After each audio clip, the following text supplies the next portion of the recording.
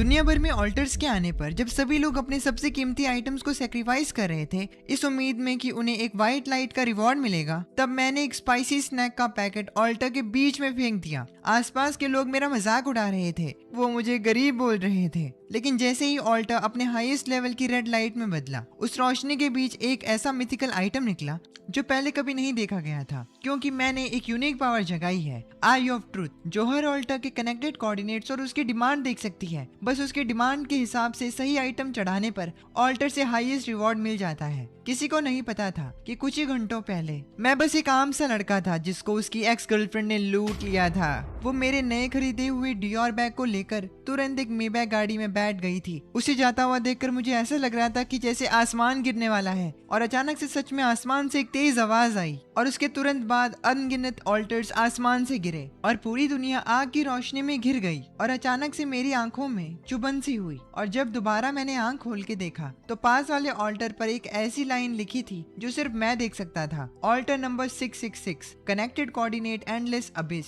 एक giant beast जिसने सब कुछ खा लिया है, लंबे वक्त ने उसको बोर कर दिया है। इस वक्त वो एक ऐसे खाने की तलाश में है जिसमें एक्सट्रीम टेस्ट और थ्रिल हो। तभी आसपास के लोग भी जमा हो गए। जब एक मोटे लड़के ने अपने हाथ की ब्रेड ऑल्टर में फेंक दी तो कुछ देर बाद ऑल्टर से एक सॉफ्ट सी व्हाइट लाइट निकली और फिर एक चमकता हुआ फ्रूट बाहर आया। ये सब देखकर उस मोटे लड़के की सांस तेज हो गई। बिना सोचे उसने वो फ्रूट अपने मुंह में डाल लिया। उसकी बॉडी का फैट तुरंत गायब हो गया और देखते ही देखते वो एक रिप्ड मस्कुलर गाय बन गया। ये देखकर बाकी के लोग कंट्रोल नहीं कर पाए और जल्दी जल्दी अपने सबसे कीमती आइटम्स ऑल्टर में फेंकने लगे, चाहे वो पैटिक फिलिपी घड़ी हो या सोने और हीरे। भीड़ इतनी पागल हो गई थी कि वो बिना कुछ सोचे समझे चीजों को अंदर फेंक रहे थे। ये सब देखकर मेरा दिमाग सुन पड़ गया, क्योंकि सिर्फ मुझे पता था कि ऑल्टर के पीछे वाला क्रिएचर सिर्फ एक एक्सट्रीम स्टिमुलेशन चाहता है। और मुझे ठीक से याद है कि एक बार एक दोस्त बाहर से एक डेथ स्पाइसी स्नैक लाया था जिसे कि मैंने बस चाटा था और 3 दिन तक मेरा बुरा हाल हो गया था। मैं टॉयलेट के अंदर ही फंसा रहा था। ये सब जानते हुए अब मैं सोचने लगा कि अगर एक ब्रेड के पीस से एक इनहेंसमेंट फ्रूट मिल सकता है तो अगर मैंने उस मॉन्स्टर की पसंद की चीज उसे दे दी तो मुझे क्या मिलेगा। ये सोचकर मैं भाग कर गया। मैंने अपना पूरा घर छान मारा और वो डेथ स्पाइसी स्नैक निकाल लिया। शांत होने के बाद मैं तुरंत बाहर नहीं गया, बल्कि अपनी कंप्यूटर स्क्रीन ऑन करके न्यूज चेक करने लगा। मुझे पता चला कि सच में ग्लोबल इंटरनेट पर बवाल मचा हुआ है। हर वेबसाइट पर सिर्फ ऑल्टर वर्ड छाया हुआ था। इसी बीच मैंने एक न्यूज हेडलाइन पढ़ी जिसमें कि लिखा हुआ था कि मिडिल ईस्ट के एक शेख ने एक ट्रक भर के सोना सेक्रीफाइस करके सुपर पावर पा ली। ऑल्टर ने एक ब्लू रोशनी वाला बीज उस आदमी को दिया। उस अमीर आदमी ने जब उस बीज को खाया तो उसे वाइन्स समन करने की खतरनाक पावर मिली। इसके अलावा एक और न्यूज ने मेरा ध्यान खींचा।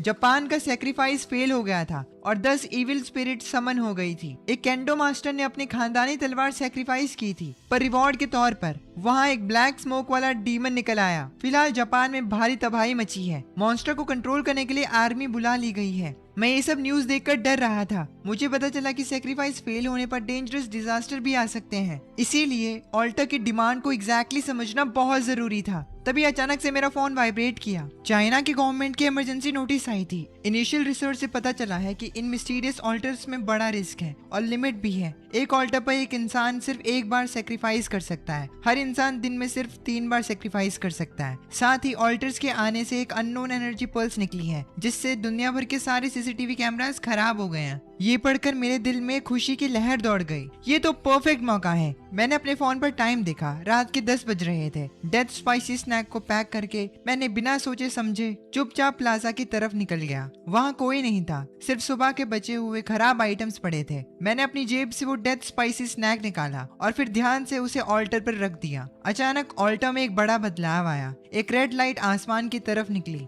देखते ही देखते पूरा शहर रेड लाइट में कवर हो गया। कुछ किलोमीटर दूर सड़क पर चलने वाले लोग भी इस भयंकर नजारे को देखकर डर गए। उसी वक्त मैंने देखा कि ऑल्टर पर एक काले रंग का बड़ा एग बन गया है। मैंने तुरंत उसे गले लगाया और बिना रुके वहां से गायब हो गया। इस वक्त देश के कैपिटल में एबनॉर्मल अफेयर्स ब्यूरो के हेडक्वार्टर्स में सायरन बज उठा। एक सीरियस चेहरे वाले आदमी ने पूछा, रिपोर्ट जनरल, हमारी इन्फो के मुताबिक हमने उस एरिया को ट्रेस कर लिया है। मैप पर जो लोकेशन दिख रही थी वो वही शहर था जहाँ मैं था, जियांग सिटी का वेस्ट डिस्ट्रिक्ट। इस एरिया को तुरंत एस क्लास ऑब्जर्वेशन जोन घोषित करो। जियांग सिटी ब्रांच को बताओ, किसी भी कीमत पर पता लगाओ कि वो रेड लाइट आखिर क्या थी। इस वक्त तक मैं भागकर घर आ चुका था। अपनी बाहों में उस बड़े एग को देखकर मैं कंफ्यूज था कि ये आखिरकार क्या चीज है। मैंने सोचा इसे तोड़कर गोल्डन फ्राइड राइस तो बना नहीं सकते थे, तो ये किस काम का है। अचानक एग के शेल पर अजीब से वर्ड्स बन गए। Abish demonic dragon egg, quality mythical. अंडा हैच होने के बाद एक अबिस डिमोनिक ड्रैगन पेट के रूप में मिलेगा। उसकी पावर गॉड्स को भी मार सकती थी। ये डिस्क्रिप्शन देखकर मैं बहुत ज्यादा खुश हो गया। जो लोग गेम खेलते हैं उन्हें पता है कि मिथिकल सभी कैटेगरीज में हाईएस्ट होता है। उस डेथ स्पाइसी स्नैक ने मुझे बिल्कुल भी निराश नहीं किया। तभी मुझे कुछ अजीब लगा। मेरी आंखें ऑल्टर के रिवॉर्ड आइटम को भी एनालाइज कर सकती थी। ये देखकर मैं थोड़ा हैरान हुआ। मैं भागकर वॉशरूम गया और मिरर में खुद को घूर कर देखने लगा। मिरर पे एक टेक्स्ट दिखा, आई ऑफ ट्रुथ, क्वालिटी यूनिक, हर चीज का कॉज एंड इफेक्ट देख सकती है। और तो और मेरी आंखें मुझे ऑल्टर को देखने पर उसके कनेक्टेड कोऑर्डिनेट और रिक्वायरमेंट दिखाती है। ऑल्टर से जुड़ी आइटम्स को देखने पर मुझे उनकी क्वालिटी, नाम, सब कुछ पता चलता है। ये जानकर मैं बहुत ज्यादा खुश हुआ। मुझे अपनी एबिलिटीज के बारे में सब कुछ पता चल चुका था। मैं खुद से बड़बड़ाता हूँ, मैंने नहीं सोचा था कि इन आंखों के इतने सारे यूजेस होंगे। अचानक मुझे पिछली न्यूज पोस्ट याद आई जहां बहुत से लोगों को अजीब लकड़ी या नॉर्मल से पत्थर मिले। उन्हें पता नहीं था कि उनका क्या यूज है, तो वेस्ट हो गए। पर मेरा केस बिल्कुल अलग है। मुझे बस एक बार उन चीजों को देखना है और मुझे सब इन्फो मिल जाएगी। फ्यूचर में हिडन जेम्स ढूंढना अब मेरे लिए पॉसिबल था। मैंने ड्रैगन एग को ब्लैंकेट में रखा, घड़ी में टाइम देखा, रात के 10:30 बज रहे थे। आज का दिन खत्म होने में सिर्फ 1.5 घंटा बाकी था। मेरे पास अभी भी 2 और सेक्रीफाइस चांसेस बाकी थे। ये सोचकर मैंने जरूरत की चीजें अपने बैग में डाल ली, जैसे मिंट ऑयल, लाइटर और एक फिलोसफी की बुक। इन्हें बाकी लोग कचरा समझते थे, पर मैंने इन्हें रख लिया। इनके साथ मैंने एंड में अपनी सेफ्टी के लिए एक फ्रूट नाइफ भी रख लिया था। तभी मेरी नजर टेबल पे रखे फोटो फ्रेम पर पड़ी। फोटो में शिया वेवेक बड़ी खुशी से मुस्कुरा रही थी। ये सोचकर कि इसे रखने का कोई फायदा नहीं है, मैंने फोटो को जेब में डाल लिया ताकि फेंक सकूं। घर से निकलकर मैं सीधा वेस्ट सिटी के अबैंडन फैक्ट्री एरिया में गया। वो जगह काफी टाइम से बंद थी और वहां का रास्ता कॉम्प्लेक्स था, जो एक्शन लेने के लिए बेस्ट जगह थी। तभी अचानक मेरा फोन बजने लगा। कॉल करने वाला कोई और नहीं, मेरी एक्स गर्लफ्रेंड शिया वाई वाई थी। मैंने सीधा कॉल को कट किया, ब्लॉक करके डिलीट भी कर दिया। उसी वक्त 5 स्टार होटल में शिया वाई वाई जैंग यांग के साथ थी। उसे लगा था कि मैं अभी भी अपने टूटे फूटे रेंट के घर में उदास बैठा हूँगा, पर नेक्स्ट सेकंड ही मैंने कॉल कट कर दिया। ये देखकर मेरी एक्स गर्लफ्रेंड के अंदर गुस्से की एक आग सी जल उठी। वो सोचने लगी जिस लूजर को उसने छोड़ा था उसकी हिम्मत कैसे हुई कॉल काटने की। उसके साथ जैंग यांग था, जो कि उसकी बात सुनकर उससे पूछता है, क्या हुआ बेबी। बस एक सिंपल से सवाल ने शिया वाई वाई का सारा गुस्सा शांत कर दिया। अपने सामने वाले आदमी को देखकर वो बहुत खुश थी, क्योंकि वो आसानी से हजारों के बैग्स और लाखों की वॉच दिला सकता था उसे। आज के टाइम में ये बेस्ट सेक्रीफाइस आइटम्स थे, और सच्चा प्यार या वादे इन फायदों के सामने सब बेकार थे। आखिर उसने मेरा दिया हुआ डियोर बैग सेक्रीफाइस किया था, जिससे ऑल्टर से कमाल की ग्रीन लाइट निकली, और उसके अगले 2 सेक्रीफाइस में भी लक के तौर पर ग्रीन लाइट ही आई थी। इन सब से लग रहा था कि वो इस न्यू एरा की डेस्टिनी की रानी है। पास बैठा जैंग यांग भी शिया वेवे का ख्याल रख रहा था, पर उसकी आंखों में एक चालाकी थी। उसने पहले बस थोड़े पैसे खर्च करके मजे लेने का सोचा था, पर उसे पता नहीं था कि इस औरत की किस्मत इतनी अच्छी होगी कि इसे लगातार 3 बार ग्रीन लाइट मिलेगी। इसीलिए जैंग यांग सोचने लगा इसे अपने पास रखने से शायद बाद में फायदा हो। दूसरी तरफ मैं उस अबैंडन फैक्ट्री एरिया में पहुंच चुका था। मुझे रात 12 बजने से पहले 2 सही ऑल्टर ढूंढने थे, वरना मौका वेस्ट हो जाता। थोड़ी ही दूर चलकर मुझे एक ऑल्टर दिखा, altar number 25091, connected coordinate scrap machinery spirit. एक मैकेनिकल इंप जिसे कचरा जमा करना पसंद है। उसे बॉटल के कैप से काफी ज्यादा लगाव है। ये इन्फॉर्मेशन देखकर मैंने अपना सर हिलाया। एक कचरा चुगने वाला मैकेनिकल इंप, ये कोई अच्छी चीज क्या ही देगा। फिर मैं थोड़ा आगे बढ़ा, तब एक और ऑल्टर सामने आया, ऑल्टर नंबर 18472, कनेक्टेड कोऑर्डिनेट सूखा तालाब। एक मरने वाली फिश स्पिरिट जो आखिरी बार मीठा पानी पीना चाहती थी, लेकिन इस ऑल्टर से भी मैं सेटिस्फाइड नहीं हुआ, और मैं तब तक चलता रहा जब तक कचरे से भरी नैरो स्ट्रीट में नहीं पहुंच गया, ये कंफर्म करके कि कोई वहां नहीं है। मैंने उस ऑल्टर पर फोकस किया, altar number 4444, connected coordinate tragedy theatre. एक ट्रेजेडी ड्रामा की हीरोइन जो स्टेज पर हमेशा घूमती रहती है। वो अपने पहले से ही फिक्स्ड स्क्रिप्ट से बोर हो चुकी है। अब उसे एक ऐसी चीज चाहिए जो असली बिट्रेयल से भरी हो, जिसमें बहुत ज्यादा नफरत और दर्द भरा हो। ये पढ़कर मेरी सांस रुक गई। पहले तो ऑल्टर का नंबर 444 था और उसकी डिमांड भी एकदम अजीब लेवल की थी। फिर मुझे याद आया कि मेरा अभी हाल फिलहाल में ही तो ब्रेकअप हुआ था। मैंने शिया वाई वाई की फोटो बाहर निकाली और फिर उस पर फ्रूट नाइफ से कट लगाए। डर था कि नफरत और दर्द पूरी तरह से एक्सप्रेस नहीं हो पाएगा, इसीलिए मैंने आंखें बंद की और याद करने लगा, हम दोनों अलग अलग दुनिया के हैं, प्लीज मुझे और परेशान मत करना। शिया वाई वाई की ये बात सोचकर मैं अचानक मुस्कुराया। मैंने जेब से लाइटर निकाला और फोटो का थोड़ा हिस्सा जलाकर काला कर दिया। फिर मैंने उसको ऑल्टर पर रख दिया। अचानक एक पर्पल लाइट पिलर निकला। इसकी रोशनी रेड लाइट जितनी तेज तो नहीं थी और न्यूज में भी इस कलर की लाइट के बारे में नहीं बताया गया था। मुझे इस लाइट से काफी उम्मीद होने लगी। तभी वहां 5 पुरानी टिकट्स बाहर आईं और मैंने उन्हें तुरंत अपने हाथ में पकड़ लिया। आई ऑफ ट्रूथ एक्टिवेट हुई और टेक्स्ट आगे आया, सीरीज आइटम एक्ट 4 का एडमिशन टिकट, क्वालिटी एपिक, एक बार यूज होने वाला कंज्यूमेबल आइटम। इस टिकट को यूज करने पर किसी के भी अंदर के सबसे डीप डर या दर्दनाक मेमोरीज को बाहर लाया जा सकता है,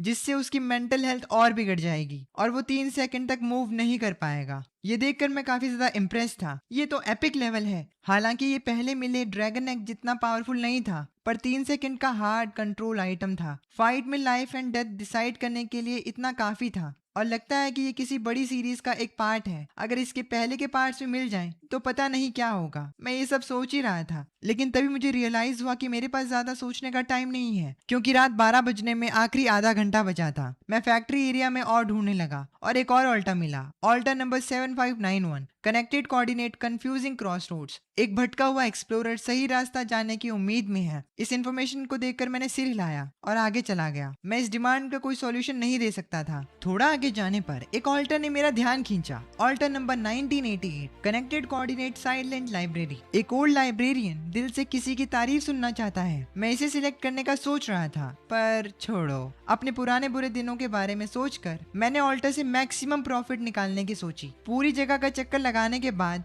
आखिरकार एक बड़ा वर्कशॉप मिला, जिसके अंदर अजीब तरीके से एक ऑल्टर खड़ा था, ऑल्टर नंबर 101010। नंबर देखकर मुझे ज्यादा फर्क नहीं पड़ा, पर अगले ही पल समझ आ गया कि ये नंबर एक्चुअली एक बाइनरी कोड है। अजीब टेक्स्ट बाहर आया, connected coordinate logic starting point. एक सुपर एआई जो खुद का कॉन्शियसनेस बनाने वाला है। वो सभी कॉम्प्लेक्स कैलकुलेशन जानता है, पर फिर भी एक पैराडॉक्स समझ नहीं पा रहा। इंटेलिजेंट क्रिएचर उन क्वेश्चंस के बारे में क्यों सोचते हैं जिनका सर्वाइवल से कोई लेना देना नहीं। उसे इस यूजलेस विजडम का एक सैंपल चाहिए। मैंने तुरंत डिसाइड किया कि यही सही है और बैग से एक बुक निकाली। बुक का नाम था बीइंग एंड नथिंगनेस, जो कि एक एग्जिस्टेंशियल फिलॉसफी बुक थी। ये बुक ऑल्टा के दिमाग से एकदम मैच करती थी। बुक को ऑल्टा पे रखने के बाद एक तेज आवाज आई, जिसे सुनकर मुझे लगा कि मेरे कान फटने वाले हैं। हवा में भी एक इलेक्ट्रॉनिक वायर जलने की बदबू आने लगी। मैं डर गया, क्या मैंने इसके अंदर का सीपीयू जला दिया? अचानक एक गोल्डन लाइट ऊपर आसमान में निकली। पूरा वर्कशॉप गोल्डन रोशनी में था। मेरा दिल जोर जोर से धड़कने लगा। किसने सोचा था कि कुछ ही घंटों में मैं रेड, पर्पल और गोल्डन 3 ऐसी रोशनियां इकट्ठी कर ली हैं जो इंटरनेट पर भी किसी ने नहीं देखी थी। अचानक पीछे से एक ठंडी और जानलेवा फीलिंग आई। तेज रोशनी में मैंने एक काली परछाई को देखा जो किसी इनह्यूमन स्पीड से मेरी तरफ आ रही थी। चाकू की नोक बस मेरी पीठ में घुसने वाली थी, पर अगले ही पल हमला करने वाले की बॉडी एक जगह में फ्रीज हो गई। उसके बाद दर्द भरी चिल्लाने की आवाज आई और उसका छोटा चाकू जमीन पर गिर गया। वो दर्द के मारे अपना सर पकड़ रहा था, क्योंकि मैंने आखिरी टाइम में एक्ट 4 का एडमिशन टिकट यूज कर लिया था, जिससे एनिमी अपनी दर्दनाक यादों में 3 सेकंड तक अटका रहा। मैंने जल्दी से अपनी कमर से फ्रूट नाइफ निकाला और एक ही वार में उसे खत्म कर दिया। फिर मैं दीवार के सहारे खड़े होकर अनकंट्रोलेबल तरीके से कांपने लगा। आखिर पहली बार किसी की जान ली थी। उसकी डेड बॉडी को देखकर मैंने अपना मुंह मोड़ा और पेट में जो भी था सब उल्टी कर दिया। थोड़ी देर बाद मैं खुद को संभाल कर खड़ा हुआ। लगता है हाई लेवल रोशनी फायदा तो देती है, पर साथ ही मौत को भी बुलाती है। ये अंधेरे में छिपे हुए खतरनाक लोगों को अट्रैक्ट करती है। फिर मैंने बॉडी के ऊपर 2 फेंट व्हाइट लाइट्स निकलती हुई देखी। आई ऑफ ट्रूथ एक्टिवेट की। Light weight leggings, quality normal, थोड़ी स्पीड और जंप हाइट बढ़ाती है, अनओन्ड स्टेटस। उसके बाद मैंने एक दूसरे आइटम को देखा,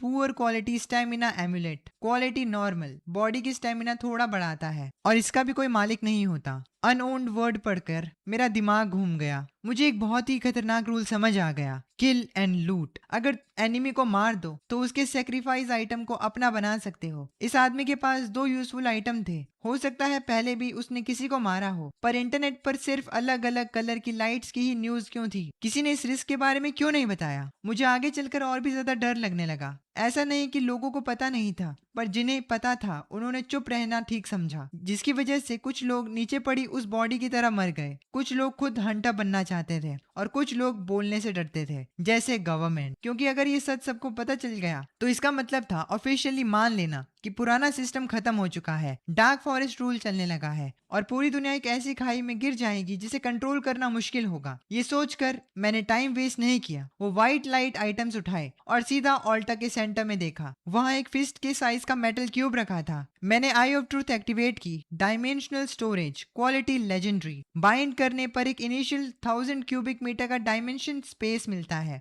दिमाग की सोच से इसमें ऑल्टा के आइटम स्टोर और निकाल सकते हो। ये तो लेजेंडरी लेवल का आइटम निकला और एकदम मस्त सपोर्ट आइटम था। मुझे तुरंत अपने उस डिमोनिक ड्रैगन एग की याद आई जो घर पर था। मैंने सोचा कि उसे इस डायमेंशन में रखना सबसे सेफ रहेगा। जैसे ही मेरी उंगली क्यूब को टच की, मेरे माइंड में एक बहुत बड़ा स्पेस ऐड हो गया। मेरे सोचते ही एक्ट 4 का एडमिशन टिकट भी अंदर चला गया। ये सब करने के बाद मैंने फोन पर देखा, रात के 12 बज चुके थे। फिर मैंने उस खून से भरे फ्रूट नाइफ को रखा और उस जगह से निकलने का सोचा। पर जैसे ही मैं बाहर गया, अचानक आसमान को फाड़ते हुए एक बड़ी बिजली चमकी और बड़ी बड़ी बूंदों में बारिश शुरू हो गई। अभी थोड़ी देर पहले तो चांद सितारे चमक रहे थे, अचानक इतनी भयंकर बारिश कैसे? मैं सोचता हूँ कि ये बारिश काफी ज्यादा अजीब है, इसीलिए मैं वहीं रुके रहा और बाहर नहीं गया। मेरे बैग में एक छाता था, लेकिन मुझे नहीं पता था कि बारिश से कोई खतरा है या नहीं। ऑल्टर्स के आने के बाद दुनिया बहुत ज्यादा बदल चुकी थी। अब कहीं पर भी कुछ भी हो सकता था, इसीलिए मैंने वहीं रुकने का फैसला किया। तभी मैंने अपना फोन निकालकर चेक किया। सच में इंटरनेट पर बारिश से रिलेटेड मैसेजेस आने लगे थे।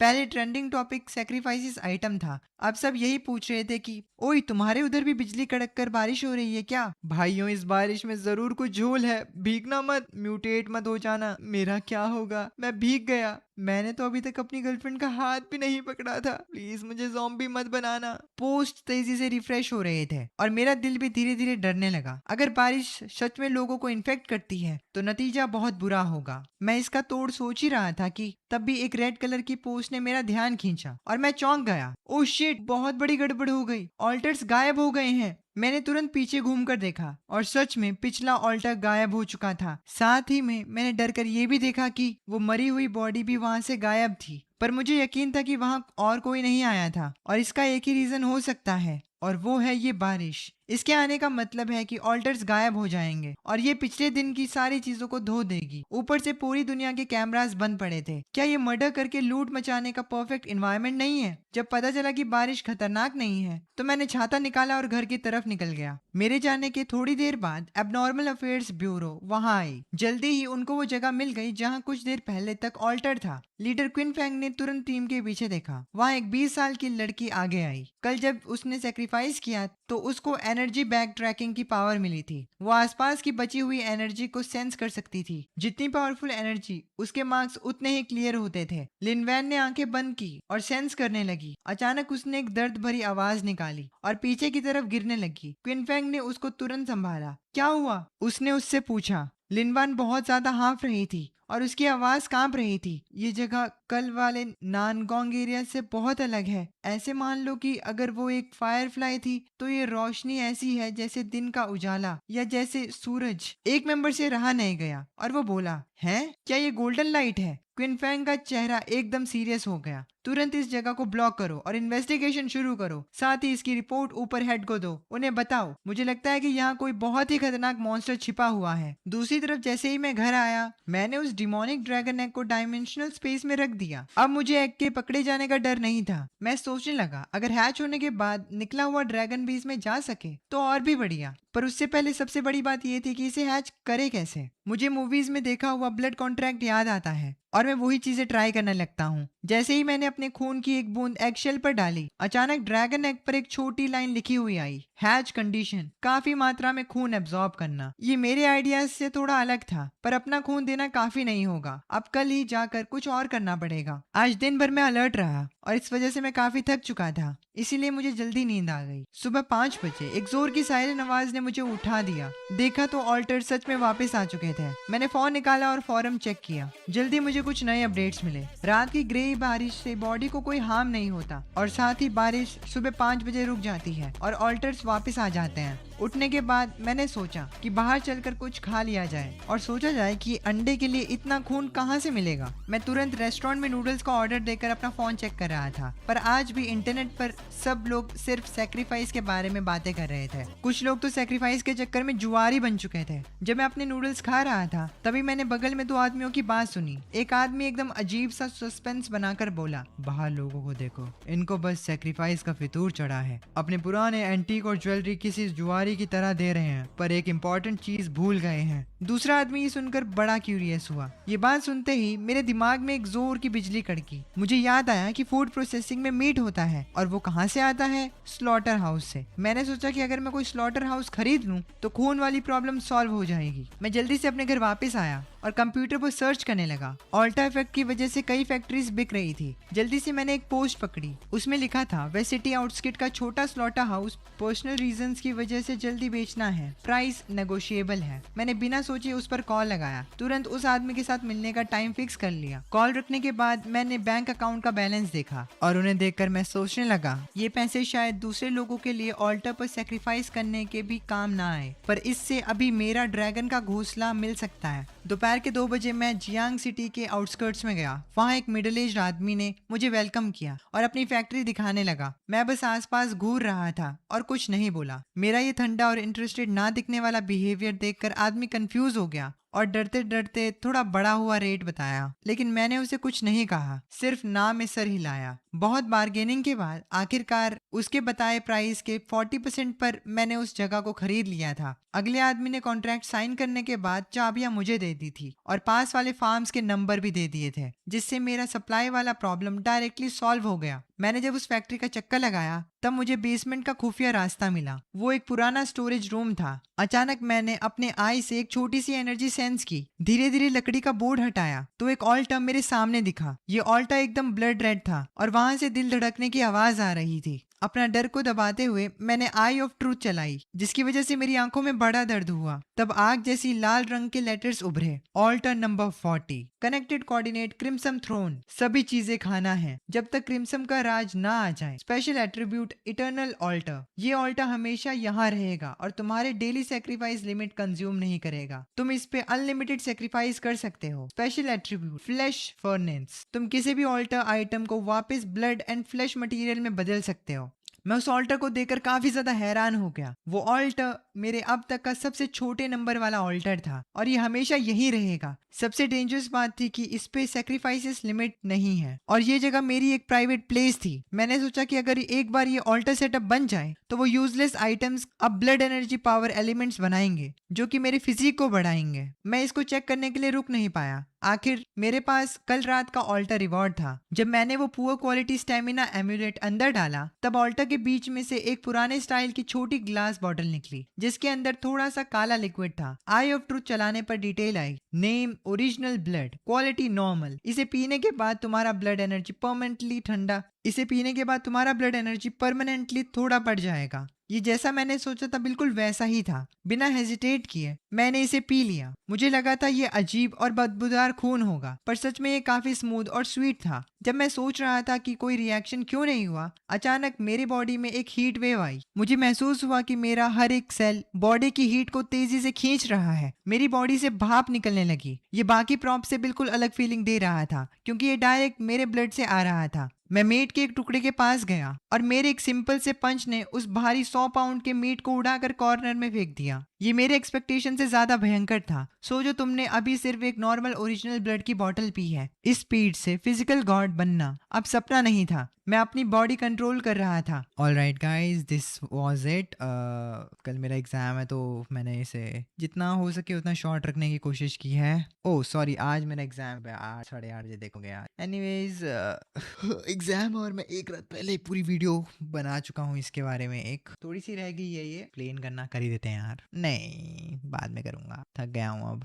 Anyways, thanks for watching this video. अगर तुम्हें इसका पार्ट 2 चाहिए होगा तो प्लीज़ कमेंट सेक्शन में पार्ट 2 लिख देना और इस वीडियो को जितना हो सके उतना हाइप कर देना। अगर इस वीडियो को 50,000 हाइप पॉइंट्स मिल जाते हैं तो मैं इसका पार्ट बनाऊंगा, वरना nah। Thanks for watching, this is anime Shubh signing off. मैं अपनी एक्साइटमेंट को कंट्रोल करता हूँ और प्लान बनाता हूँ कि कल मुर्गियों का एक बैच लाऊंगा ताकि ड्रैगन एग को हैच कर सकूं। लेकिन अभी मुझे उन बेकार आइटम्स को कलेक्ट करना है जो कि किसी को नहीं चाहिए। बहुत से लोग ऑल्टर्स पर भारी कीमत देकर सेक्रीफाइस करते हैं पर उन्हें कचरा मिलता है और यही कचरा मेरा टारगेट है। गैम्बलिंग में रिस्क हो सकता है पर कचरे उठाने में नहीं। दोपहर को मैं पोल्ट्री फार्म के बॉस से कांटेक्ट करता हूँ पर एक नई प्रॉब्लम आती है। मुर्गियां खरीदने के लिए पैसे चाहिए और स्लॉटर हाउस खरीदने में मेरी सारी सेविंग्स खत्म हो चुकी हैं। भले ही नया जमाना आ गया हो पर पैसा अभी भी सब कुछ कंट्रोल करता है। इसलिए मैं डिसाइड करता हूँ कि पहला थोड़ा कचरा उठा कर देखते हैं कि कोई ट्रेजर मिलता है या नहीं। अपना नया exclusive star rainbow throne altar मिलने के बाद मैं आज की सेक्रीफाइसेस लिमिट्स यूज करने के लिए नए ऑल्टर्स ढूंढने निकलता हूँ।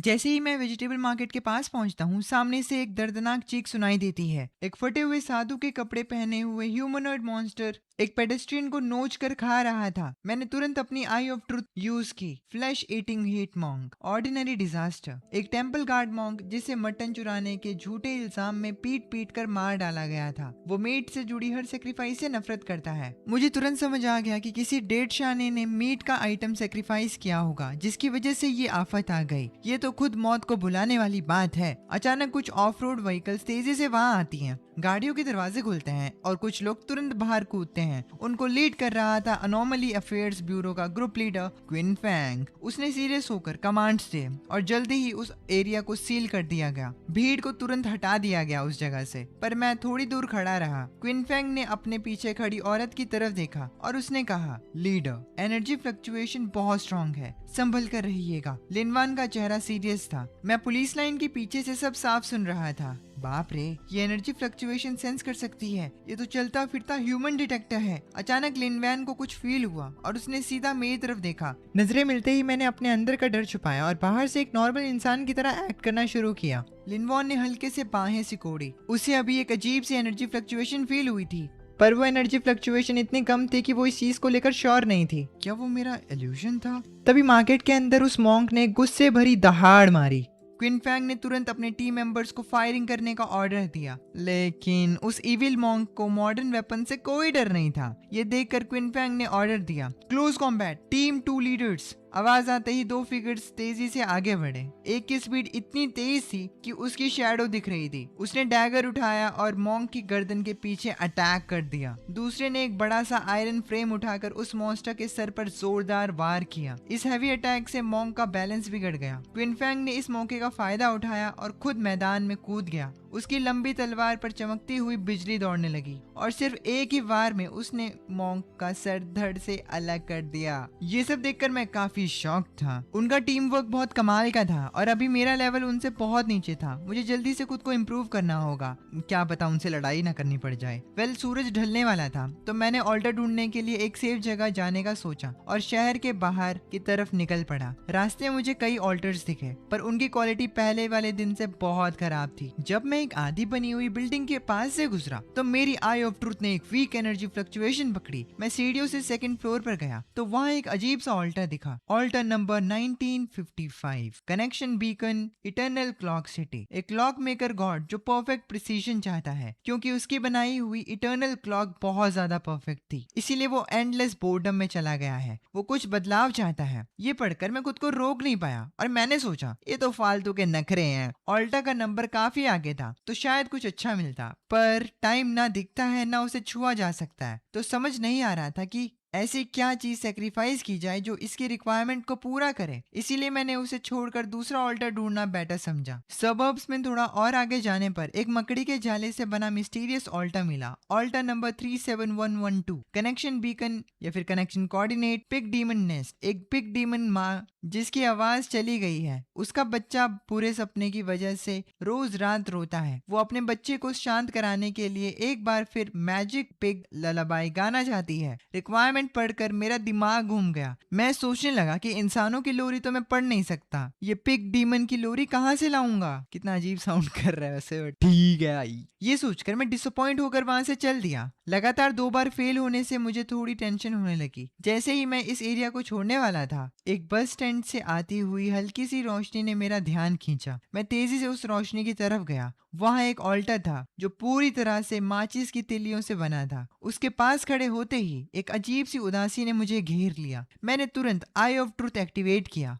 Alter number 23333, connection beacon, snowy street corner. बर्फ के तूफान के बीच एक माचिस बेचने वाली छोटी सी बच्ची, वो बहुत कंफ्यूज और उदास है क्योंकि उसे समझ नहीं आ रहा कि रास्ते से गुजरने वाले लोग अब उसकी माचिस क्यों नहीं खरीद रहे, उन्हें वो क्यों नहीं चाहिए। डिस्क्रिप्शन पढ़कर मुझे विश्वास नहीं हुआ। ये कैरेक्टर और ये सैड बैकग्राउंड, ये तो द लिटिल मैच गर्ल वाली कहानी है। क्योंकि इस स्टोरी में पहले पढ़ चुका था तो मुझे इसके बारे में पता था। मैं सोचने लगा, फेरी टेल्स भी अब पैरेलल डायमेंशन बन गए हैं क्या? मैं चौंक गया था। खैर, हैरानी अपनी जगह, इस ऑल्टर का शायद कोई हल हो सकता है। थोड़ा सोचने के बाद मैंने अपनी नई खरीदी हुई लाइटर निकाली और उसे उस मैचस्टिक वाले ऑल्टर पर रख दिया। जमाना आगे बढ़ रहा है, अगर तुम ट्रेंड के साथ नहीं चलोगी तो तुम्हारी माचिस कैसे बिकेगी। जैसे ही मैंने ये कहा, ऑल्टर में अचानक हलचल हुई। एक आवाज आई और ऑल्टर के अंदर से एक पर्पल लाइट तेजी से निकली। मैंने तुरंत ऑल्टर के रिवॉर्ड को देखा। वहाँ हवा में एक हथेली के साइज का मैच बॉक्स तैर रहा था।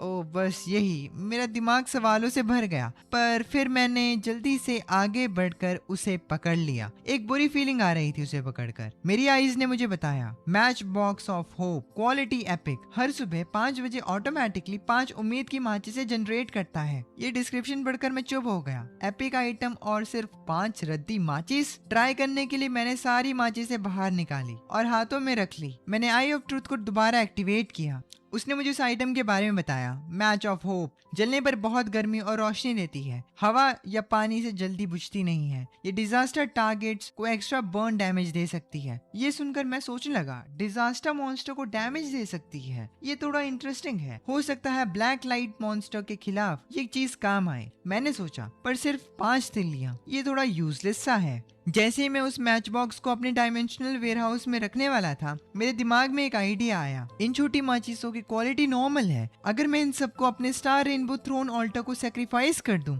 तो मैं रोज फ्री में 5 बॉटल ओरिजिन ब्लड पा सकता हूँ। ये सोचते ही मैं अपनी खुशी कंट्रोल नहीं कर पाया। इस थ्योरी को अभी चेक करना जरूरी था। मैं तुरंत स्लॉटर हाउस की तरफ भागा। 20 मिनट बाद मैं वहां पहुंच गया। मैं जल्दी से स्टार रेनबो थ्रोन के पास गया, एक माचिस निकाली और ऑल्टर के बीच में रख दी। मैंने सांसें रोक ली थी। मैं बस ऑल्टर को ही देखे जा रहा था। अगले ही पल वही पुराना नजारा दिखा। एक डार्क रेड कलर का खून हवा में कंडेंस होने लगा। ये ओरिजिन ब्लड था। मैं अंदर ही अंदर झूम उठा। मैच बॉक्स ऑफ होप और स्टार रेनबो थ्रोन का ये कॉम्बिनेशन तो एक ओपी बग निकला। मैं तुरंत समझ गया कि मुझे बिना किसी रिस्क के एंडलेस फायदा होने वाला है। अब बाकी बची माचिसों को सैक्रिफाइस करने के बाद मेरे पास 5 बॉटल ओरिजिन ब्लड आ गया। उन्हें पीने के बाद मुझे लगा जैसे खून उबल रहा है और पूरी बॉडी गर्म हो गई। कुछ मिनट बाद मैं इस नई पावर से एडिक्टेड हो गया। मैंने फोन पर टाइम देखा। आज का दिन खत्म होने में सिर्फ 2 घंटे बचे थे। मेरी आज की आखिरी 2 सैक्रिफाइस अटेम्प्ट्स वेस्ट नहीं होनी चाहिए थी। मेरे दिमाग में दोबारा उस इटर्नल क्लॉक मेकर ऑल्टर का ख्याल आया और मैं अब उस ऑल्टर के बारे में सोचने लगा। कुछ टाइम सोचने के बाद मुझे समझ में आया, उस ऑल्टर का नंबर स्टार्टिंग का था और वो टाइम से रिलेटेड था।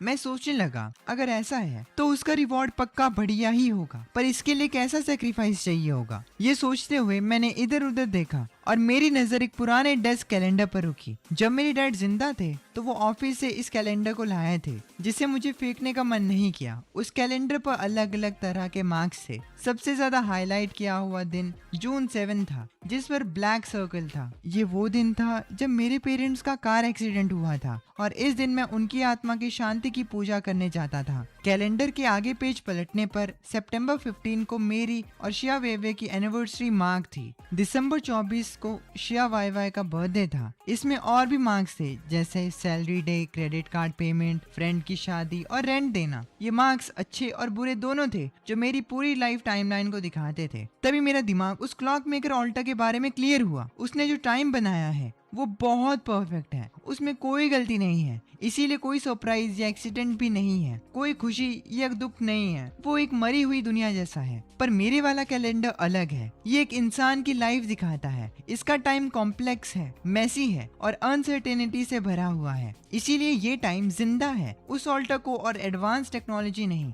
बल्कि टाइम का एक अलग एक्सपीरियंस चाहिए। ये सोचकर मैं सीधा उस क्लॉक मेकर ऑल्टर की तरफ चल दिया। वहां पहुंचकर मैंने वो कैलेंडर निकाला और बहुत रिस्पेक्ट से ऑल्टर के बीच में रख दिया और मैं बोलने लगा, परफेक्ट टाइम में कोई लाइफ नहीं होती, पर ये टाइम जो पछतावे से भरा है और एक इम्परफेक्ट लाइफ को रिकॉर्ड करता है, यही असली जिंदा टाइम है। ये बदलाव तुम्हें पसंद आएगा। मेरे बोलते ही ऑल्टर पर रखा कैलेंडर गायब हो गया। ऐसा लगा जैसे टाइम रुक गया हो और बस आसपास दुनिया शांत हो गई। अचानक एक गोल्डन रोशनी निकली जिसने पूरी बिल्डिंग को दिन की तरह रोशन कर दिया। उन अनगिनत जिंदगी के मोमेंट्स किसी फास्ट फॉरवर्ड होती फिल्म की रील की तरह मेरी आंखों के सामने तेजी से घूमने लगे। उसी वक्त एक antique looking pocket watch altar के बीच में हवा में तैरने लगी। मैंने तुरंत आई ऑफ ट्रुथ यूज किया। Destiny pocket watch, quality legendary, normal इंसान से कई गुना ज्यादा रिएक्शन और जजमेंट टाइम देती है ये घड़ी। डिस्क्रिप्शन पढ़कर मेरा दिमाग खराब हो गया। क्या फायदा है यार। पर जैसे ही मैंने उस पॉकेट वॉच को हाथ में पकड़ा, एक बहुत ही मिस्टीरियस फीलिंग आने लगी। तब मुझे रियलाइज हुआ कि मैं कितना बेवकूफ था। ये पॉकेट वॉच कोई नॉर्मल स्ट्रेंथ या स्पीड नहीं दे रही थी, बल्कि ये मेरे मूवमेंट्स और अवेयरनेस को बढ़ा रही थी। इससे मैं अपनी बढ़ी हुई एनर्जी और ताकत को परफेक्टली यूज कर सकता था। सेफ रहने के लिए मैंने उस पॉकेट वॉच को अपने डायमेंशनल वेयरहाउस में रख दिया। पर तभी मैंने नोटिस किया कि उसका असर कम नहीं हुआ, वो अभी भी काम कर रही थी। आगे से अगर कोई पीछे से अटैक करे तो मैं बिना किसी एक्स्ट्रा आइटम के आराम से काउंटर अटैक कर सकूंगा।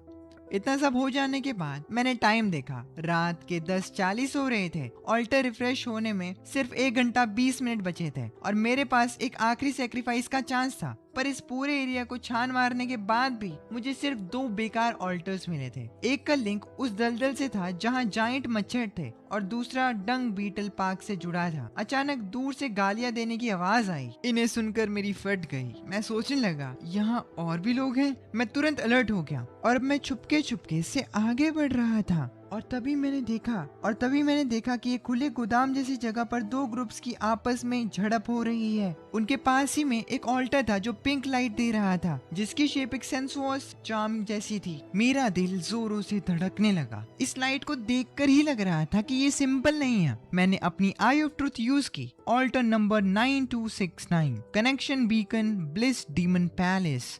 एक बैटल हार्डन सक्यूबस क्वीन जो नॉर्मल प्लेजर से कंप्लीटली नंब हो चुकी है। उसे अब एक ऐसी फिजिकल स्टिमुलेशन चाहिए जो सीधा उसकी आत्मा को झंझोड़ दे। ये डिटेल्स पढ़कर मैंने लंबी सांस ली और ऑल्टर का नंबर काफी आगे था, पर इसका डिस्क्रिप्शन थोड़ा नॉटी लग रहा था। लेकिन जैसे ही मैंने अपने बैग को चेक किया, मुझे याद आया कि उसमें एक आइटम पड़ा है जो बिल्कुल इसी काम के लिए ठीक बैठेगा। तभी मैदान में सीन बदला। एक साइड एक मोटी गोल्ड चेन पहना हुआ गंजा आदमी था जिसके पीछे दर्जनों गुंडे थे। दूसरी साइड सिर्फ 4 लोग थे जिन्हें एक टॉल और हॉट फिगर वाली लड़की लीड कर रही थी। वो गंजा आगे बढ़ा और बुरी तरह मुस्कुराते हुए बोला, तुम लोग सीधी तरह नहीं मानोगे ना, हमारे भाइयों की सामान छीनने की हिम्मत की। चुपचाप सामान निकाल दो और इस लड़की को हमें दे दो तो शायद हम तुम्हारी जान बख्श दें। पर वो लड़की बिना डरे वैसे ही खड़ी रही। उसने ठंडे दिमाग से सिर्फ एक वर्ड कहा, निकल। गंजा उसी पल पागल हो गया। इस रेज बीट में फंस गया था गंजा और अब वो अपने आदमियों से कहता है, भाइयों टूट पड़ो इस पर। जैसे ही वो दर्जनों गुंडे अजीब आवाजें निकालते हुए आगे बढ़े, उस लड़की के ग्रुप के 4 लोगों ने तुरंत डिफेंस पोजीशन ले ली। लड़की के हाथ में डैगर था और उसने गुंडों पर अटैक किया। बाकी लोगों का लेवल भी ठीक था। एक बड़ा बॉडी बिल्डर जैसा आदमी स्टील की पाइप को ऐसे घुमा रहा था जैसे हवा का तूफान हो। बाकी 2 लोअर बॉडी पर अटैक कर रहे थे। अपने गुंडों को पिटता देखकर गंजा गुस्से में चिल्लाया और उसने पूरी ताकत से एक किक उस बॉडी बिल्डर पर मारी। जिसकी वजह से वो बॉडी बिल्डर दूर जा गिरा और उसके सर से खून निकलने लगा। इस गंजे के आने से फाइट का बैलेंस बिगड़ गया। लड़की के ग्रुप वाले एक एक करके जमीन पर गिरने लगे। जल्द ही गंजे ने उस लड़की को एक कंटेनर के कोने में घेर लिया। लड़की ने हार नहीं मानी, बल्कि उसकी आंखों में एक खतरनाक चमक थी। सब मारो! गंजे को लगा कुछ गड़बड़ है और उसने पीछे हटने का चाहा, पर लड़की ने एक मीट बॉल को अपने हाथों में कुचल दिया। एक काला धुआं पूरे एरिया में फैल गया और उसमें से एक 3 मीटर लंबा मॉन्स्टर निकला। Oh shit, black monster! गुंडे ये देखकर डर के मारे जम गए। पर इससे भी ज्यादा डरावना सीन अगले ही पल हुआ। मॉन्स्टर के आते ही उसने सीधा पलटकर उस बॉडी बिल्डर, जो कि लड़की का ही आदमी था, उसको 2 टुकड़ों में फाड़ दिया। गंजा ये देखकर डर से कांपने लगा। ये पागल है, ये औरत पागल है, ये तो अपने बंदों को ही मार रही है। गुंडे जान बचाकर भागने लगे, पर मॉन्स्टर ने एक तरफा कत्लेआम शुरू कर दिया। मैं साइड में खड़े रहकर ये सब गौर देख रहा था। ये लड़की सच में बहुत खतरनाक है। वहां से निकलने के लिए उसने सबको मौत के घाट उतारने का प्लान बनाया। ये तो चलता फिरता टाइम बॉम्ब जैसा था। कुछ ही देर में वहां सिर्फ वो गंजा ही बचा था, जो भागने की कोशिश कर रहा था। पर मॉन्स्टर ने एक ही जंप में उस गंजे को अपने नीचे दबा लिया। कुछ मिनट्स बाद वो ग्राउंड एक नर्क बन गया।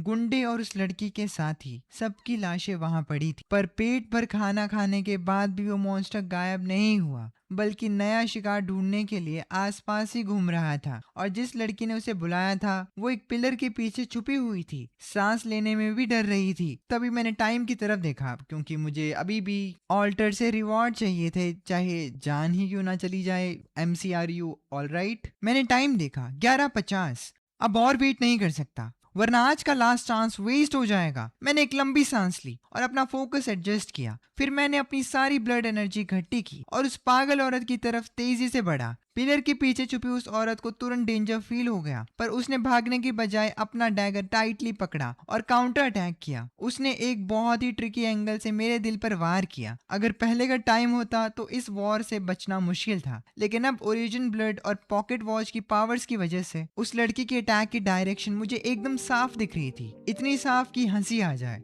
मैं पहले से ही जानता था कि मेरे डॉज करने के बाद उसकी अगली मूव क्या होगी। मैं हल्का सा साइड हुआ और उस लड़की का वार खाली गया। उसके दोबारा अटैक करने से पहले मैंने अपने चाकू से उसके एक हाथ पर कट लगा दिया और फिर तुरंत दूसरे हाथ पर भी। औरत के दोनों हाथ इंस्टेंटली बेकार हो गए और वो चीखते हुए भीख मांगने लगी। बात करके सॉल्व करते हैं ना भैया। पर मेरी आंखों में कोई दया नहीं थी। आखिरकार इसने मुझे भैया कैसे बोल दिया।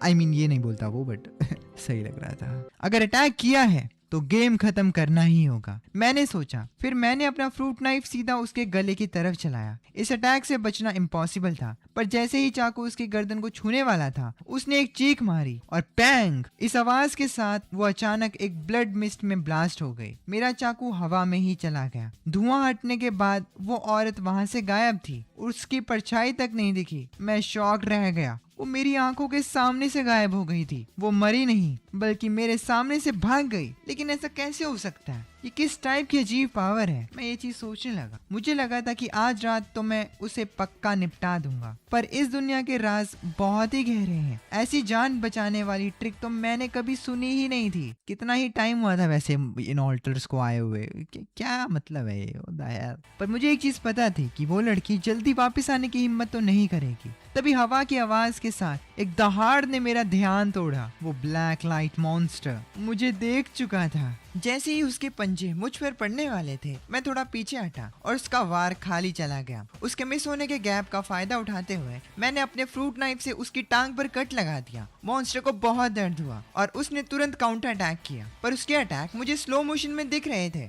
डेस्टिनी पॉकेट वॉच की प्रिडिक्शन पावर बहुत स्ट्रॉन्ग थी। सिर्फ कुछ ही मूव्स में मैंने अपनी फुर्ती और स्पीड यूज करके उसके पूरे शरीर पर जख्मों के निशान दे दिए, पर मुझे उसकी मेन वीकनेस नहीं मिल रही थी। मैंने उसके साथ लड़ते हुए अपनी आई ऑफ ट्रूथ ऑन की। मॉन्स्टर के सर के पिछले हिस्से पर रेड लाइट चमक रही थी और मुझे वो मेन पॉइंट मिल गया जिसकी मुझे तलाश थी। मैंने एक प्लान बनाया। मैंने जानबूझकर अपने पैरों को थोड़ा लड़खड़ाया ताकि मॉन्स्टर को लगे कि मैं वीक हूँ, और मैं ऐसा ही करता हूँ। जैसे ही वो मॉन्स्टर मुझे काटने के लिए आगे आया, मैंने अपनी टांगों को यूज करके एक बहुत बड़ी जंप मारी। और अपनी पूरी ताकत लगाकर उसके सर के पिछले हिस्से में चाकू घोंप दिया। उसकी बड़ी सी बॉडी धड़ाम से जमीन पर गिर गई। मैंने चैन की सांस ली। आखिरकार खत्म हुआ। मैंने बिना टाइम वेस्ट किए अपने डायमेंशनल स्पेस से ड्रैगन एग निकाला। खाना रेडी है बेबी। मैंने ड्रैगन एग को उस मॉन्स्टर की लाश के पास रख दिया था। देखते ही देखते ऐसा लगा जैसे वो एग जिंदा हो गया हो। जमीन पे पड़ा खून तेजी से गायब होने लगा और थोड़ी देर में उस मॉन्स्टर की लाश भी पूरी सूख गई। इस टाइम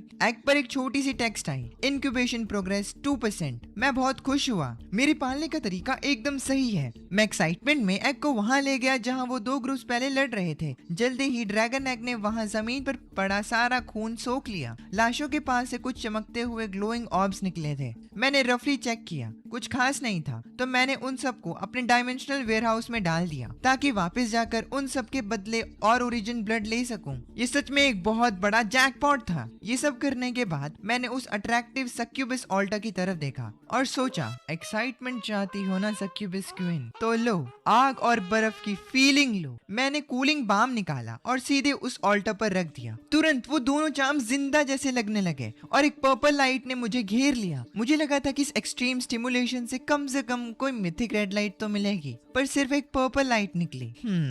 लगता है ये क्वीन आमतौर पर बहुत वाइल्ड गेम खेलती है, मैंने सोचा। पर अगले ही पल कुछ अजीब हुआ। वो पर्पल एनर्जी गायब होने के बजाय ऑल्टर पर ह्यूमन शेप लेने लगी। एक धुंधली सी ह्यूमन फिगर धीरे धीरे क्लियर हो रही थी। मैंने तुरंत अपना चाकू टाइट पकड़ लिया, पर वो एक परफेक्ट फीमेल बॉडी थी। उसके सर पर छोटे प्यारे डीमन हॉर्न्स थे और पीछे एक हार्ट शेप्ड पूंछ थी जो हल्के से हिल रही थी। ये एक रियल जिंदा सक्यूबस थी। उसकी नशीली आंखें मुझ पर टिकी थी। हैंडसम, तुमने मुझे सच में खुश कर दिया है। इनाम के रूप में मैं तुम्हारी कोई भी एक विश पूरी करूंगी, उसने मुझसे ये कहा। उसकी आवाज सुनकर मेरा गला सूख गया और बॉडी का खून तेजी से नीचे की तरफ फ्लो करने लगा। बाप रे, मुझे तो एक हिडन वाइफ मिल गई। पर इस सुपर रोमांटिक माहौल में एक बहुत ही बेसुरी बजिंग साउंड आई। पास रखा हुआ ड्रैगन एग अचानक बहुत तेजी से शेक करने लगा। इससे पहले कि मैं कुछ समझ पाता, उस काले अंडे से एक बहुत ही डरावनी और स्ट्रॉन्ग पुलिंग फोर्स निकली। वो सक्यूबस जो अभी बनी ही थी, उसके एक्सप्रेशंस फ्रीज हो गए। उसे अपनी मौत फील हो रही थी। वो पुलिंग फोर्स इतनी स्ट्रॉन्ग थी कि बिना किसी रूल के उसने सीधा सक्यूबस को अपनी तरफ खींच लिया। जैसे ही सक्यूबस ड्रैगन एग से टच हुई, वो प्योर पर्पल एनर्जी में कन्वर्ट हो गई और एग ने उसे पूरा एब्जॉर्ब कर लिया।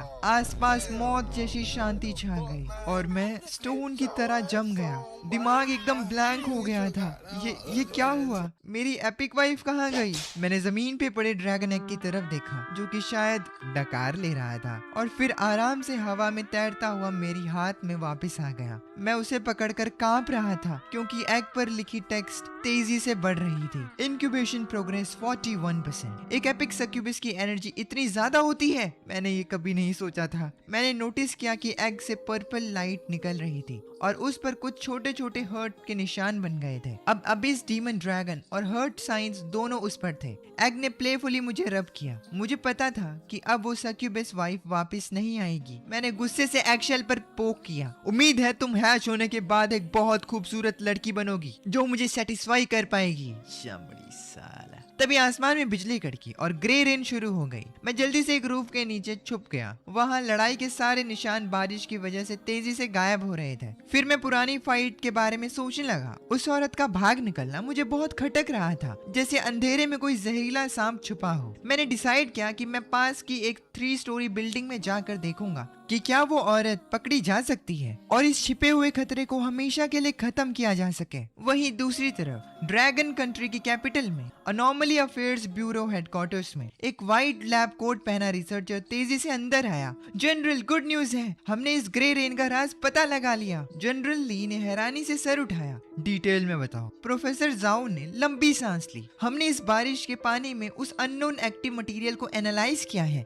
पता चला है कि ये इंसानी बॉडी के लिए सेफ है, पर ये थोड़ी देर के लिए किसी भी सुपर पावर को बेअसर कर देता है। ये सुनकर जनरल ली शॉक रह गए। कमांड सेंटर के सारे हाई रैंक ऑफिसर्स के चेहरे पर यही डिसबिलीफ था। प्रोफेसर जाओ एक्साइटमेंट में थूक उड़ाते हुए बोले, यू मतलब ये तो मैं बोल रहा हूँ, ये असर तब तक रहेगा जब तक बारिश का पानी पूरी तरह इवेपोरेट नहीं बन जाता। उसके बाद ही उनकी पावर वापस आएगी। इसका मतलब है रात 12 बजे से लेकर सुबह 5 बजे तक जो भी ओवर कॉन्फिडेंट सैक्रिफाइसर्स हैं, अगर उन पर ये पानी पड़ गया तो उनकी पावर्स खत्म हो जाएंगे और वो नॉर्मल इंसान बन जाएंगे। ये सुनकर मानो जनरल ली के आंखों में चमक आई। अगर ये सच है तो हम इस रेनी नाइट का फायदा उठाकर उन आउट ऑफ कंट्रोल सैक्रिफाइसर्स को पकड़ सकते हैं। प्रोफेसर जाओ ने आगे बताया, ये पानी स्टोर नहीं किया जा सकता, पर अगर हम इस एक्टिव मटेरियल को निकाल लें तो हम उसके इनहिबिटर्स या हाई प्रेशर वाटर गन्स बना सकते हैं। अगर ये सक्सेसफुल रहा तो ये हमारा सबसे स्ट्रॉन्ग वेपन बन जाएगा। उधर उस खाली बिल्डिंग में मैं फोरम स्क्रॉल कर रहा था और उस औरत का वेट कर रहा था। तभी एक पोस्ट तेजी से सामने आई। शॉकिंग सीक्रेट, बारिश में बाहर मत निकलना, तुम नॉर्मल इंसान बन जाओगे। जैसे ही मैंने क्लिक किया वो पोस्ट डिलीट हो गया। मुझे समझ आ गया कि किसी ने जानबूझकर इसे डिलीट किया है। अगर ये न्यूज सच है तो इसका मतलब बारिश में वो पागल औरत दोबारा ब्लड मिस्ट बनकर नहीं भाग पाएगी। पर फिर मुझे एक टेंशन हुई। मैं सोचने लगा क्या मुझ पर भी इसका इफेक्ट पड़ेगा। अगर मैं भी नॉर्मल बन गया तो हंटिंग खाक करूंगा।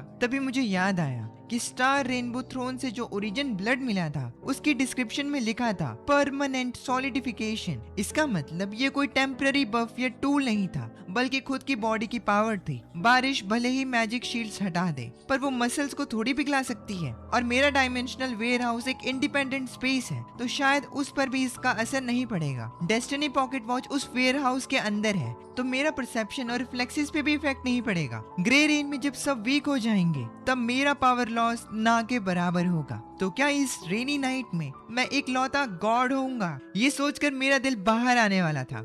इस बात को अभी चेक करना जरूरी था। मैंने उस ग्रे रेन में खड़े होने का डिसाइड किया जिससे सब डरते थे। और जब मैं ग्रे रेन में खड़ा हुआ, मेरी मुस्कान एक लोडेड गन से भी खतरनाक लग रही थी। ये बारिश सभी सुपर पावर्स को जीरो बना सकती है, पर उस ओरिजिन ब्लड को नहीं, जो मेरी बॉडी को हमेशा के लिए मजबूत कर चुका था। जब बाकी सुपर ह्यूमंस वीक हो रहे थे, तब उस रात मैं ही अकेला सबसे पावरफुल था। मीनवाइल वो औरत जिसने मेरी डरावनी पावर देखी थी, वो ब्लड मिस्ट की वजह से बचकर अपने विला पहुंच चुकी थी। उसके ये बुरे हाल देखकर कुछ ब्लैक सूटेड बॉडीगार्ड्स घबरा गए। एक बटलर दौड़ता हुआ आया। उसने उससे पूछा, मैडम आपको इतनी चोट कैसे आई? ईडा और बाकी लोग कहाँ हैं? उस लड़की का नाम यान रोक से था। उसकी आंखों में डर था। वो सब खत्म हो गए। मैं भी उस अनजान आदमी के हाथों मरने वाली थी। वो बहुत पावरफुल है। उसके बाद उसने बटलर से एक आर्टिस्ट बुलवाने को कहा ताकि वो मेरा फेस ड्रॉ करवा सके। उधर मैं स्लॉटर हाउस वापस पहुंचा और अपने कलेक्ट किए हुए वाइट क्वालिटी आइटम्स को स्टार रेनबो थ्रोन ऑल्टर में डाल दिया। ये सारे नॉर्मल टूल्स उस ग्रे रेन में वैसे भी यूजलेस हो जाते, तो उन्हें अपने खुद के ओरिजिन ब्लड से रिप्लेस करना बेटर था। 4 और बॉटल्स ओरिजिन ब्लड मिलने के बाद मैंने उन्हें पी लिया और अपने रूम में आकर सीधा हो गया। सुबह 5 बजे मैं टाइम पर उठा। कल रात को मैंने पोल्ट्री फार्म के बॉस के साथ डील कंफर्म कर ली थी। जब पूरी 500 मुर्गियां यूज हो चुकी थी तो ड्रैगन नेक का इंक्यूबेशन प्रोग्रेस 42.3% तक पहुंच गया। इतने कम परसेंटेज को देखकर मैं सोचने लगा, बाप रे, 500 मुर्गियों से सिर्फ 1.3% बढ़ा।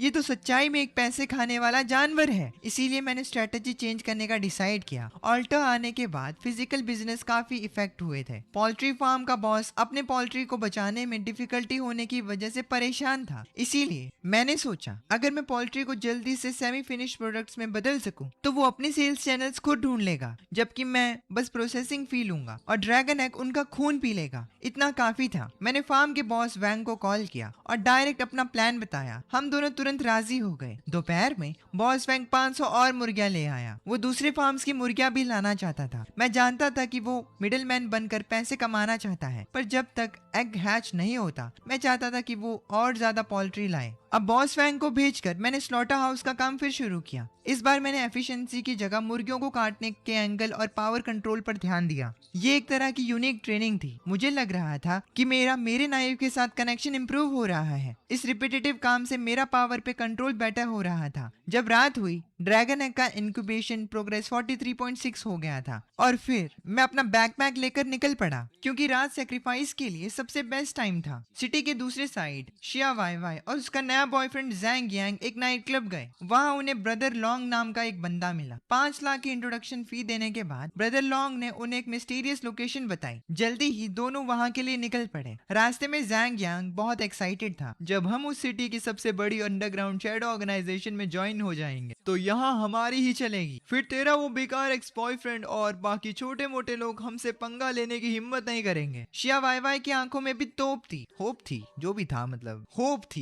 उम्मीद। वो कहने लगी, पता नहीं वो लूजर कहाँ सड़ रहा होगा, उसकी इतनी हिम्मत की उसने मुझे ब्लॉक कर दिया। पिछले कुछ दिनों से तो एक मैसेज तक नहीं आया। वहीं दूसरी तरफ मैं ऑल्टर ढूंढने निकला था और अचानक मुझे एक चीख आई। अभी मैं अपने दिन के सबसे बुरे टाइम से गुजरा था। एक ऑल्टर से मुझे सिर्फ एक ब्लू क्वालिटी आइटम मिला था, विंड वॉकर बूट्स। ये बूट्स स्पीड बढ़ाते हैं पर रेनी नाइट्स में किसी काम के नहीं रहते। वापस आकर मैंने सोचा इनको भी स्टार रेनबो थ्रोन में दे दूंगा और देखूंगा कैसा ओरिजिन ब्लड मिलता है। रात को लगभग 11 बजे एक छोटी नदी के पास मुझे कुछ चमकता हुआ दिखा। पास जाने पर पता लगा कि ये एक अजीब सा ऑल्टर था जिसके लेफ्ट और राइट साइड अलग थे। ऑल्टर के लेफ्ट में एक रेड लाइट निकलती हुई फायर फिनिक्स बनी थी। राइट साइड में एक डल सी ब्रोकन स्वॉर्ड रखी थी। मैंने तुरंत आई ऑफ ट्रुथ ऑन की तो पता चला कि दोनों ऑल्टर्स आपस में जुड़े हुए थे और बीच में एक हल्की सी एनर्जी थी। मैं सोचने लगा ऐसे ट्विन ऑल्टर्स भी होते हैं। जैसे जैसे मैं ऑल्टर्स के बारे में पढ़ रहा था मेरी हैरानी बढ़ रही थी क्योंकि दोनों की हिस्ट्री काफी बड़ी थी। Fire phoenix alter number 7766 connection beacon 9 heavens immortal realm. Genius girl Nalan Ran बहुत परेशान थी। 3 साल पहले उसके मंगेतर श्याओ हुओ की कल्टीवेशन पावर खत्म हो गई थी। इस वजह से उसके फैमिली एल्डर्स उसे शादी तोड़ने पर मजबूर कर रहे हैं। वो अभी रास्ते पे खड़ी सोच रही है कि उसे क्या करना चाहिए। और राइट वाले ऑल्टर की इन्फो भी उतनी ही शॉकिंग थी। Alter number 66776 connection beacon 9 heavens immortal realm. Genius boy Xiao Huo अपनी शक्तियां अचानक बंद होने की वजह से टॉप मोस्ट पोजीशन से गिरकर एक यूजलेस लूजर बन गया है जिसे सब हेट करते हैं। वो इस प्रॉब्लम से निकलना चाहता है पर कोई उसकी मदद करने वाला नहीं है। इन्फॉर्मेशन पढ़ने के बाद मेरा दिल जोरों से धड़कने लगा। रैन और हुओ ये स्टोरी आगे कैसी जाएगी मुझे बहुत अच्छे से पता है क्योंकि ये भी एक फिक्शनल कहानी है जिससे कि मैंने पढ़ रखा है। अब पर्दे के पीछे वाले मास्टरमाइंड के रूप में मुझे क्या करना चाहिए? अगर मैं रैन को मैरिज ब्रेक करने से रोक दूं तो शायद हुओ को वो डेस्परेशन नहीं मिलेगी जो उसका चीट एक्टिवेट करने के लिए जरूरी है। सिंपल मतलब है कि अगर रैन अपने सो कॉल जिससे वो शादी करने वाली है उसको अभी रोक देगी या फिर उसके साथ भाग के शादी करेगी या कुछ भी करेगी तो वो बंदा मजबूत नहीं बन पाएगा। तो उसे मजबूत बनाने के लिए जो स्टोरी का प्लॉट है कि उनकी शादी टूटेगी ही टूटेगी, उसे कंटिन्यू करने वाले हैं हम लोग। ऐसा हुआ तो मुझे कोई अच्छा रिवॉर्ड नहीं मिलेगा तो मुझे स्टोरी के प्लॉट के हिसाब से ही चलना होगा और सही टाइम पे आग लगानी हो। भले ही रैन टोटली हार्टलेस ना हो पर वो अपनी फैमिली के प्रेशर में आकर शादी तोड़ने का मन बना रही है तो इस मैरिज को बुरी तरह टूटने दो। श्याओ हुओ को टोटल डिस्ट्रक्शन वाले रास्ते पर डालो ताकि रिवॉर्ड मैक्सिमम मिले। जल्दी से मैंने एक पेपर और पेन निकाला और उसमें आग लगाने वाली बातें लिखी। मैंने लिखा रैन एक फीनिक्स भला ऑर्डिनरी चिड़ियों के साथ कैसे रह सकती है? कल्टीवेशन का रास्ता बहुत कठिन है, वो अब तुम्हारे साथ नहीं चल सकता। अगर तुम्हें टॉप पर पहुंचना है तो तुम्हें रिश्ते तोड़ने ही पड़ेंगे। फिर मैंने वो पेपर फीनिक्स ऑल्टर पर रख दिया। एक पल में ऑल्टर से एक सॉफ्ट एनर्जी निकली और पेपर गायब हो गया। ऑल्टर पे एक लाइट स्क्रीन बन गई। उसमें दिखा कि रैन भारी दिल से सांस ले रही थी। उसने हुओ को दिया हुआ लव टोकन जोर से पकड़ा था। बाहर से एल्डा की आवाजें आ रही थी। रॉन बेवकूफी मत करो, फैमिली डिसाइड कर चुकी है। अब शियाओ फैमिली नालन फैमिली से जुड़ने के लायक नहीं है। ये सुनकर रैन को बहुत गुस्सा आया। तभी खिड़की से एक रेड फेदर उड़कर आया और उसके हाथ में रुका। वो एक व्हाइट पेपर में बदल गया। उस पे लिखा पढ़कर वो कांप उठी और खुद से बोली, एक फीनिक्स भला ऑर्डिनरी चिड़ियों के साथ कैसे रह सकती है? उसकी आंखों की कंफ्यूजन तुरंत गायब हो गई। उसकी बॉडी का फीनिक्स ब्लड उबलने लगा। उसने स्मूथली उस टोकन को क्रश किया और बिना पीछे देखे ग्रैंड एल्डा के साथ शियाओ फैमिली के पास चली गई। जब ऑल्टा की लाइट स्क्रीन गायब हुई मैं इस मैरिज को तुड़वाने वाला हिडन बॉस बन चुका था पर ऑल्टा का कोई रिवॉर्ड नहीं आया। मैंने सोचा क्या मुझे दोनों साइड्स का वेट करना पड़ेगा? मैंने मुड़कर दूसरे स्वॉर्ड ऑल्टर को देखा और फिर से पेपर पे मैसेज लिखा, भले ही टाइगर जमीन पर गिरे पर वो झुकता नहीं, सिर्फ हवा के चलने का इंतजार करता है। 30 साल ईस्ट रिवर, 30 साल वेस्ट रिवर। इस यंग बॉय को कभी वीक मत समझना। ये लिखने के बाद मेरा ब्लड उबलने लगा और सीधा सर चढ़ने लगा।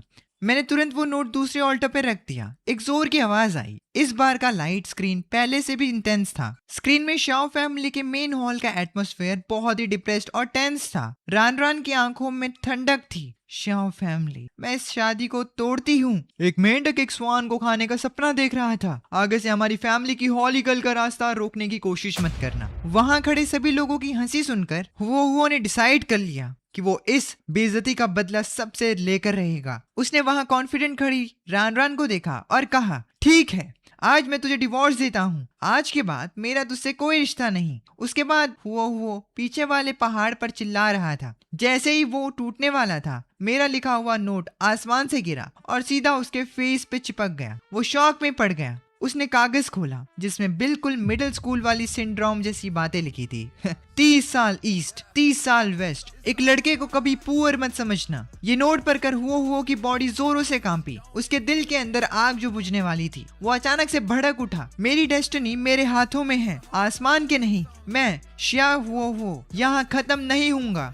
जैसे ही उसकी स्ट्रॉन्ग बिलीफ टॉप पर पहुंचा, उसके राइट हैंड में पहनी हुई ब्लैक रिंग बहुत तेजी से चमकने लगी। हजारों सालों से सोई हुई एक ताकत उसमें जागी। छोटे लड़के, इन सालों में तूने बहुत दुख झेले हैं। बाहर का लाइट स्क्रीन उसी पल फूट गया और स्पेस टाइम पार करके आई हुई एक इमेंस एनर्जी उस ऑल्टर पर आकर गिरी। मुझे यकीन नहीं हो रहा था कि रिएक्शन इतना बड़ा होगा। इस रिवॉर्ड की क्वालिटी क्या होगी, मैं ये चीज सोचने लगता हूँ। मैं अपनी आंखें फाड़ कर उस ऑल्टर को घूर रहा था। लेफ्ट साइड वाली फीनिक्स ऑल्टर से एक ब्लैक लाइट आसमान की तरफ फूटी। उस ब्लैक लाइट से एक्सट्रीम गुस्से और रिजेंटमेंट की एक टेरिफाइंग ऑरा फील होने लगी। मैं सोचने लगा, ओह शिट, ब्लैक लाइट। मैंने सोचा अब भागना पड़ेगा, पर उसी समय राइट साइड वाले ब्रोकन स्वॉर्ड ऑल्टर से भी एक रेड लाइट का पिलर फूटा। उस ब्लाइंडिंग रेड लाइट ने पूरा आसमान जगमगा दिया। ये देखकर मेरे पैर जम गए।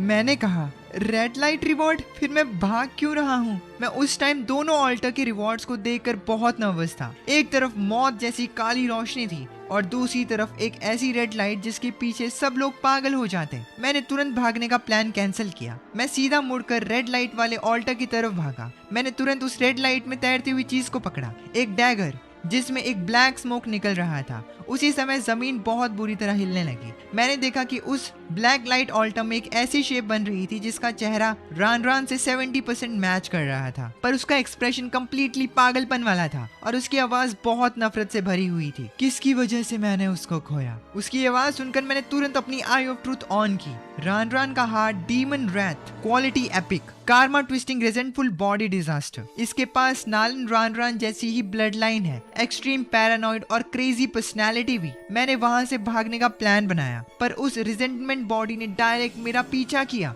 एक मैसिव पावर आके सीधा मेरे चेस्ट पर लगी। मेरी बॉडी किसी आयरन से कम नहीं थी, पर फिर भी उसने मुझे इतनी जोर से मारा कि मेरे मुंह से खून निकल आया। मेरा दिल डर के बैठ गया। मैंने खुद से कहा, ओह शिट, इसके साथ कैसे लड़ूंगा मैं? वो आत्मा तुरंत आगे आई और मेरे गले पर अटैक करने लगी। डेस्टिनी पॉकेट वॉच अचानक से जोर से वार्निंग देने लगी। मैं तुरंत पीछे कूदा और अपने हाथ के उस नए डैगर से उस रेजेंटमेंट स्पिरिट पे अटैक किया। मुझे लगा डैगर इसकी बॉडी को क्रॉस नहीं कर पाएगा, पर बिना किसी मेहनत के डैगर उस आत्मा के अंदर चला गया। मेरी आंखें चमक उठी। मैंने खुद से कहा, ये डैगर कुछ आम बात नहीं लगता। स्पिरिट को दर्द हुआ और वो जल्दी से पीछे हटी। मेरे पास आने की दोबारा हिम्मत नहीं की उसने। फिर उसने एक ब्लैक फायर मेरी तरफ फेंक दिया। मैं रोल करके उससे बाल बाल बचा। मैंने अपना अटैक ऑन करने की तैयारी कर ली, क्योंकि ये डैगर सामने वाले की डिफेंस तोड़ सकता था, तो उसको मारना अब इम्पॉसिबल नहीं था। मैंने आई ऑफ ट्रूथ ऑन की। स्पिरिट की पेट के पास पर्पल लाइट फ्लैश हो रही थी। वो उसकी कमजोरी हो सकती है। मैं उसके पास जल्दी से गया और डैगर उसके स्टमक की साइड घुमाया। स्पिरिट ने अपने आप को गार्ड किया और अपना एक हाथ बढ़ा के अटैक करना चाहा। मैंने डैगर की डायरेक्शन तुरंत चेंज की। उसके स्टमक पर कट लगा,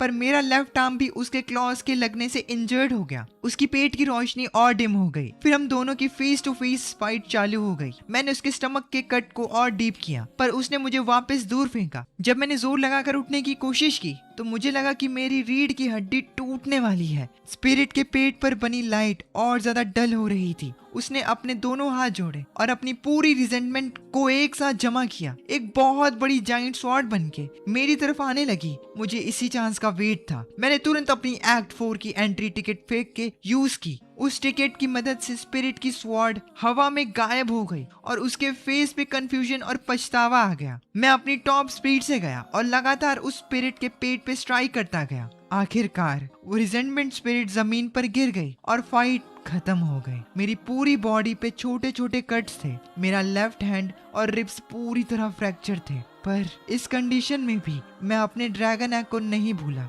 मैंने उसे निकाल कर कमांड दी जमीन पे पड़े काले खून को पी लेने की। उसका इंक्यूबेशन प्रोग्रेस धीरे धीरे इंक्रीज हुआ और सीधा 49.6% पे रुका। तभी मेरी आई ऑफ ट्रूथ ने कुछ गड़बड़ नोटिस की। हवा में जितनी भी रिजेंटमेंट बची थी वो गायब नहीं हुई, बल्कि उस काले डैगर में अब्सॉर्ब हो रही थी। मुझे याद आया कि मैंने अभी तक इस नए डैगर के स्टैट्स चेक नहीं किए थे। आई ऑफ ट्रूथ यूज करने के बाद डैगर के डिटेल्स सामने आए। Primary soul dagger, growth progress 97 points, quality growth type mythic. ये सोल्स रिजेंटमेंट और फियर्स को खाकर अपना साइज बढ़ाता है। जिसके पास ये डैगर होता है उसे मेंटल अटैक से बहुत ज्यादा डिफेंस मिलता है। ये स्टैट्स बढ़ने के बाद मेरी आंखों में बहुत खुशी थी। एक और मिथिक आइटम, और ये दिमाग वाले अटैक्स को ब्लॉक कर सकता है। ये वही चीज थी जिसके मुझे सबसे ज्यादा जरूरत थी। हालांकि ओरिजिन ब्लड ने मेरी बॉडी का डिफेंस बहुत तगड़ा कर दिया था, पर अगर कोई दिमाग पर अटैक करके मुझे पागल कर देता तो मेरी सारी बॉडी पावर्स